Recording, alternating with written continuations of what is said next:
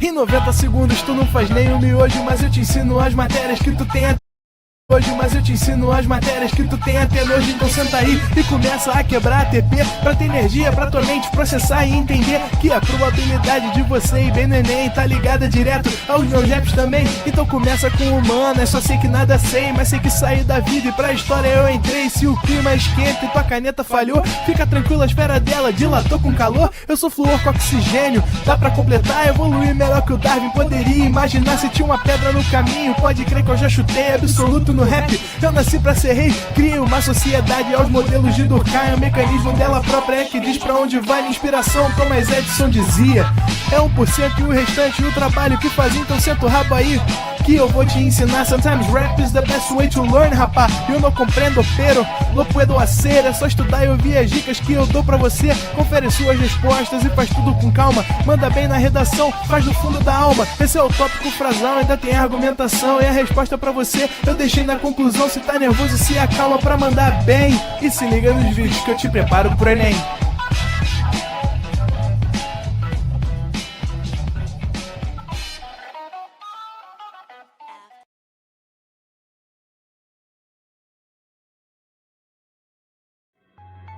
Lá vem outra crise de ansiedade. Ai, meu Deus, eu acho que eu não tô usando o método de estudos correto. Ainda tô mega travada nessa redação. Me ajuda! A nova turma do ProEnem vai te ajudar. Toda semana você tem um encontro especial comigo na nossa mentoria de redação, em que a gente vai discutir um bocado de tudo sobre a produção textual.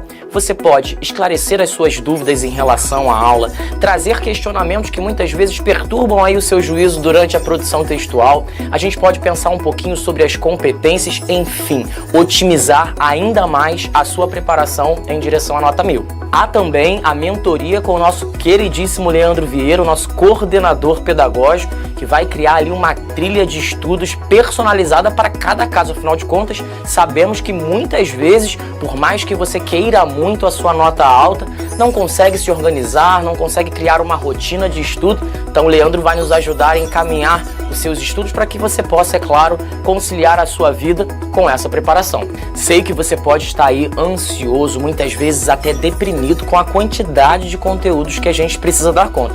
Eu sei disso, também já fui pré-vestibulando e sei também que com uma boa organização e disciplina a gente consegue criar uma rotina de estudos mais saudável e possível em direção a essa sua nota 1000. Foi pensando nisso que o ProEnem separou uma equipe de professores especializados para te ajudar a chegar confiante ao dia da prova. A gente se preocupa com você.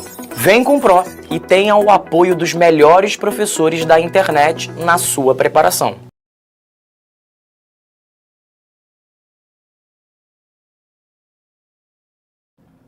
Estamos ao vivo, estamos online. Mas, hein, tava eu aqui me observando, rapaz. Ficou bom esse negócio, né? Muito boa tarde a todos que me acompanham nesse climinha invernal que faz agora no Rio de Janeiro. Finalmente, né? Os que gostam de frio como eu foram agraciados porque nós passamos 3 meses com o nosso cóccix suado. Agora a gente tá podendo ter um refrigério na alma e as pessoas já estão no Instagram dizendo: meu Deus, não aguento mais o frio. É apenas o começo, meu filho. Seja bem-vindo a mais uma aula de redação. Dessa vez, 5h30 da tarde, a gente tá um pouquinho mais cedo, né? Mas do mesmo jeito, tá? Cheguei aqui mais cedo, tomei meu cafezinho, fiz minhas coisas. Boa tarde, Luana, Milena, quem mais? Tiago, Beatriz, Nani, quem mais? Edinaura, Milena, enfim. Todos que estão aqui me acompanhando ao vivo e a cores no YouTube. Quero fazer a recomendação de novo, segunda-feira, 9h15 da noite, mentoria comigo. Vocês já estão calejados de saber, mas acho que é importante aqui retomar, tá? Sejam bem-vindos a esse encontro, espero que vocês tenham aí um bom aproveitamento, espero que vocês aprendam bastante, espero que a gente consiga fazer desse encontro mais um encontro de muita troca de experiência. Deixa eu me ajeitar aqui, gente. De muita troca de experiência e de conhecimentos. Muito bem? Qual vai ser a ideia de hoje? A ideia de hoje é que a gente possa debater alguns possíveis temas ambientais. Sei que muitos alunos não gostam da temática, acham que se cair uma temática ambiental no Enem de 2023 vão se dar mal, e é justamente por isso, pensando nisso, é que a gente vai discutir ali alguns temas ambientais para ampliar um pouco a sua visão a respeito deste eixo temático. Quando a gente observa o que já apareceu no Enem em anos anteriores, a gente percebe... Diretor, eu acho que tá meio estranho aqui, né? Você vê para mim o que tá rolando? Quando a gente observa o que já caiu no Enem em anos anteriores, a gente percebe que eu peguei aqui desde 2005, tá? Até 2020, só para a gente ter um recorte ali, uma ideia mais clara sobre o que já caiu a respeito de meio ambiente em anos anteriores. Quando a gente olha, a gente percebe que o único ano em que o Enem bate diretamente em meio ambiente é em 2008, quando ele pergunta como preservar a floresta amazônica, tá? Aqui é o único caso em que a gente tem um uso muito específico. Até porque no ano passado, quando o Enem falava sobre os povos tradicionais, a gente podia trazer alguns argumentos relativos ao meio ambiente.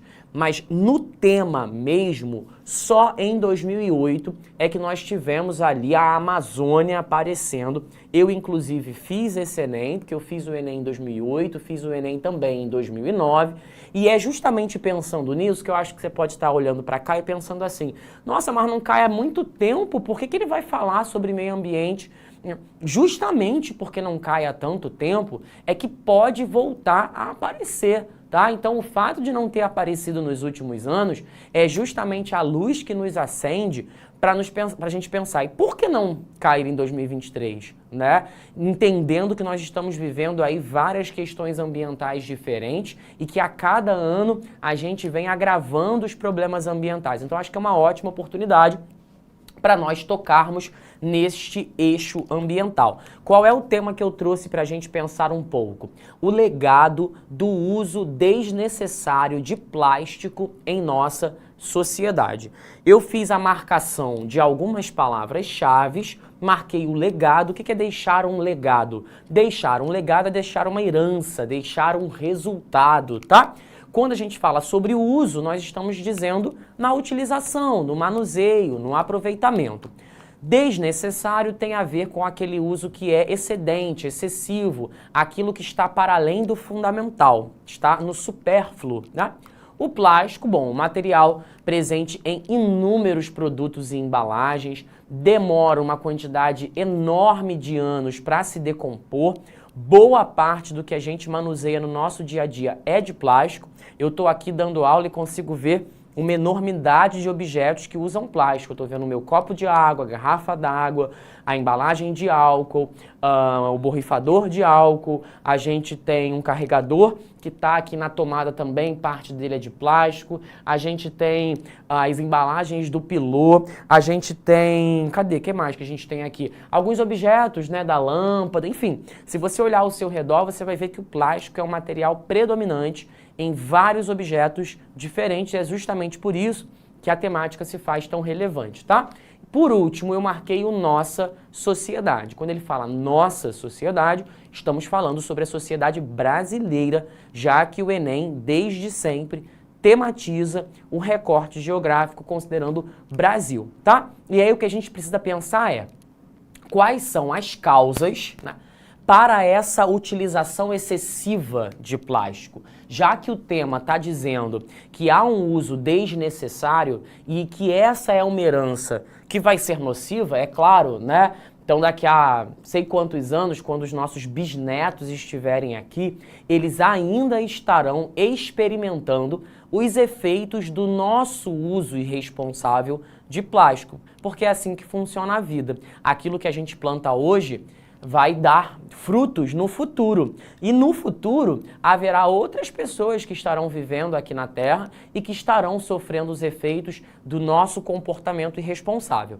Assim como hoje nós estamos sofrendo os efeitos das gerações anteriores que já foram irresponsáveis em relação a muita coisa envolvida. Então eu trouxe aqui algumas causas para esse uso excessivo, mas convido vocês que estão me acompanhando ao vivo pelo Brasil inteiro a também compartilhar as ideias que vocês considerarem oportunas. Mandem para cá, o diretor joga para mim aqui na tela e na medida do impossível eu respondo quando, claro, né, gente, a pergunta tiver ali a ver com o que a gente está discutindo e pontuando, tá? Let's go! A primeira coisa que eu quero comentar é sobre a cultura do consumo desenfreado. Porque, afinal de contas, pensem, se grande parte das embalagens do que a gente usa é de plástico ou feito de plástico, quando nós temos um consumo desenfreado, a tendência é que a gente consuma muito plástico. E no Brasil nós temos aí uma propaganda que é super sedutora, né? Uma indústria de marketing que faz a gente comprar qualquer coisa. Daí que a gente compra, olha para aquilo, aquele prazer dura um tempo muito limitado, até que um novo desejo de compra bata a nossa porta e a gente queira de novo consumir. E como é que as propagandas fazem para garantir esse consumo desenfreado?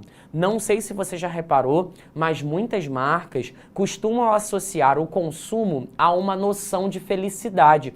Já percebeu os slogans de algumas marcas, como a Coca-Cola, Habib's, Que Bom? Eu trouxe aqui o próprio McDonald's. Eu fiz uma seleção de 4 marcas muito conhecidas pelo Brasil, né? Não só pelo Brasil, né? Eu diria pelo mundo, a Coca-Cola, por exemplo, o McDonald's.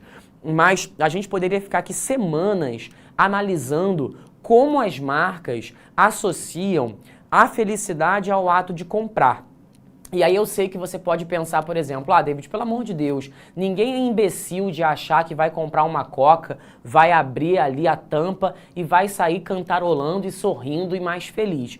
É porque muitas vezes essa noção de felicidade, ela não se constrói no plano do consciente, ela se constrói no plano do inconsciente. É como você recebe aquela propaganda. Sabe aqueles comerciais de margarina em que você tem uma fotografia muito solar, né? Os comerciais de margarina não acontecem em dia de chuva com uma penumbra.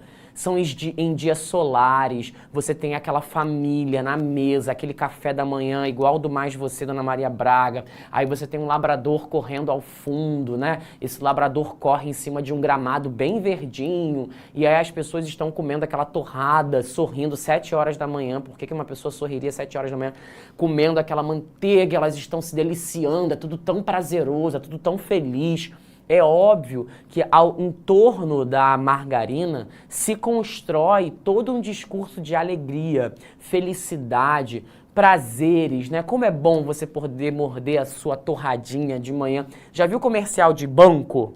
Como eles são feitos? Comercial de banco, se você não prestar atenção, aliás, se você se esquecer por alguns minutos, nem parece que é de banco, né? Assim, fala, menino, isso é um comercial de banco, né? Parece um curta-metragem, uma fotografia sempre muito solar, muito alegre, as pessoas estão sempre muito felizes, as pessoas estão sempre sorrindo, porque isso é uma ideologia que se transmite, né? Muitas vezes o banco, imagina se o banco vai fazer um comercial lembrando o cara da dívida, do empréstimo, das filas, do caixa eletrônico. Não, né? O banco vai trazer uma ideia alegre, festiva, né, pra cima, sempre muito do sorriso. Então, quando você vê essas propagandas e percebe que muitas vezes elas associam a felicidade à ideia de consumo, e essa felicidade ela pode ser uma felicidade corporal mesmo, física, a gente chama de prazer hedonista. O que é o prazer hedonista? Eu vou aqui para o quadro para escrever a palavra, porque eu acho que você pode colocar isso na sua redação também, tá? O hedonismo, ele é um conceito grego, tá? O hedonismo diz respeito aos prazeres físicos que o nosso corpo sente, seja via fumo, seja via bebida, seja via comida, seja via sexo, prazeres carnais que você sente na língua, que você sente na pele, né? Não é um prazer intelectual, é um prazer carnal, fisiológico, portanto. Então, muitas vezes, as marcas vão explorar esse prazer hedonista e vão fazer você crer que realmente quando você comprar uma Coca-Cola, uma esfirra do Habib's, um McLanche feliz ou coisa parecida, esse prazer, né? Ai, mas o McDonald's é um McDonald's, você tem todo aquele gostinho de capitalismo correndo na sua garganta. Esses prazeres hedonistas costumam ser muito perpetuados na transmissão dessas propagandas. E aí, voltando aqui para o nosso slide, já que eu tô falando de McDonald's, né? Você vai no McDonald's e compra um, sei lá, um McLanche da vida, né? Um trio, batata, hambúrguer e refrigerante. Já reparou como é que vem o canudo, que já é de plástico? Ele vem numa embalagem, muitas vezes, de plástico. Aí eles pegam um canudo, que é de plástico, envolvem num envelopezinho de plástico, aí colocam dentro de uma sacola plástica, e aí você pega aquilo, aí você coloca dentro de um negócio plástico, assim, é plástico em cima de plástico, em cima de plástico, em cima de plástico, em cima de plástico. Cara, no fim das contas, você tem um volume enorme de plástico, basicamente porque você comprou um hambúrguer, né? E eu sei que o próprio McDonald's oferece algumas embalagens, às vezes com papel mais reaproveitável, mas se você observar bem, boa parte do que se usa ainda é de plástico, né? Por mais que algumas coisas já tenham sido trocadas, muita coisa ainda é de plástico e ali mais consumo, né? E qual é a consequência disso? Um ciclo permanente de consumo e frustração, porque você compra achando que aquilo vai te dar prazer, aquilo de fato te dá um prazer, mas é um prazer muito limitado. É um prazer que dura enquanto a empolgação ela vai dar. Quantas vezes, pessoal, a gente já comprou alguma coisa e aquele prazer durou semanas? Depois você começou a naturalizar o fato de que você tem aquele produto e aí a coisa começou a se tornar normal, né? Quando passa aquele tesão inicial pela compra, as coisas perdem o seu brilho, né? Principalmente quando você começa a considerar aquele produto mais obsoleto. Então, enquanto você associava ao produto uma noção de novo e novidade, era bom. Depois que ele perdeu, a coisa se destrói, tá? Segunda causa, um imediatismo e um egoísmo mesmo, né? A dificuldade que nós temos de pensarmos de uma maneira coletiva. Aristóteles dizia que o homem, ele é um ser essencialmente político, né? O homem é um ser político. O que é um homem ser um ser político? O homem é um ser que tem como traço da sua humanidade a convivência coletiva. Portanto, se te falta a ideia de que você vive em coletividade, você vai contra a premissa aristotélica de que nós vivemos num contexto de coletividade. Quando você deixa a sua bica aberta sem controle, quando você toma o seu banho muito longo sem controle, quando você consome exaustivamente sem controle, por mais que nós saibamos que boa parte da água consumida no Brasil não vem das casas e sim vem da agropecuária, isso não significa que você vai deixar a sua bica aberta para quem quiser. Isso não significa que você vai pegar seu plástico, né, e vai jogar em qualquer lugar. Se você não tem uma consciência coletiva e reflete a respeito de quem vem no futuro, há uma tendência de que você seja uma pessoa egoísta mesmo, né? Ah, cara, eu vou consumir mesmo, entendeu? Daqui a uns 30, 40 anos eu já estou indo embora dessa terra e quem vier depois é que se vire. Bom, justamente porque as pessoas anteriores a nós pensaram assim, é que hoje nós estamos colhendo os frutos da irresponsabilidade alheia, né? Então acho que quando a gente olha, por exemplo, aqui, ó, o Brasil é o 4º país do mundo que mais gera lixo plástico. A notícia eu tirei lá do site da WWF, eu acho que vocês conhecem essa organização não governamental, é uma organização não governamental muito conhecida, aparece com muita frequência na televisão, é esse pandinha aqui. Aqui a reportagem está dizendo que o Brasil é um profundo consumidor de plástico. Resultado, isso vai parar nos oceanos muitas vezes, nos córregos, nos valões.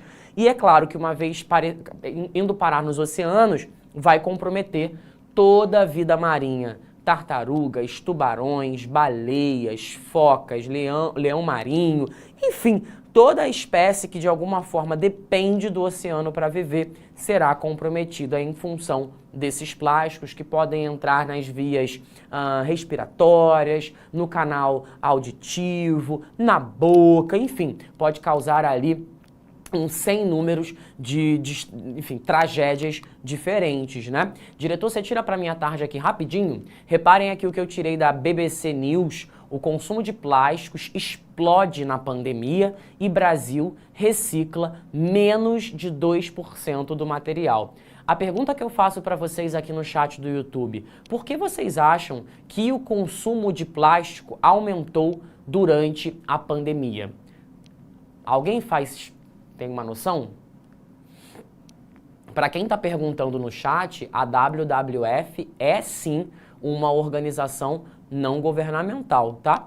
Assim como o Greenpeace é uma organização não governamental, assim como o AfroReg é também. Por que vocês acham que durante a pandemia esse consumo de plástico aumentou tanto? Alguém sabe dizer? Chutar, talvez? Tic-tac, tic-tac, tic-tac. Pois o consumo geral aumentou devido ao isolamento. Comidas tipo fast food, é isso, tem muito a ver com pedidos de comida pelo celular. Compras online de modo geral, principalmente compras voltadas ao setor alimentício. Então, muitas embalagens, muito pedido, né? Se você ia até a loja e comia, você passou a pedir muito mais. Então, é prato, é copo, talher, embalagem, enfim, tudo isso. Porque não é só você, né, cara? Não é só você na sua casa pedindo mais comida pelo iFood. É você e o Brasil inteiro pedindo muito mais comida pelo iFood, comprando muito mais roupa pelos sites. Então, como o comércio virtual ele cresceu durante a pandemia, porque a gente não podia sair de casa, então esse consumo de plástico em escala nacional também cresceu profundamente. Qual é a consequência disso? Claro, né, um prejuízo à vida das futuras gerações, porque esse plástico ele não se degrada com facilidade. E muitas vezes você vai embora do planeta Terra e a embalagem que você usou continua aqui. A gente tem uma noção muito ingênua de que depois que você joga a coisa no lixo, a coisa se pulveriza e some. Tu só jogou no lixo, tá? Aquilo continua ocupando um espaço na Terra, né? Você não jogou na lata do lixo e aquilo entrou no beco diagonal e saiu lá em Hogwarts, não. O negócio continua existindo de alguma forma aqui, tá?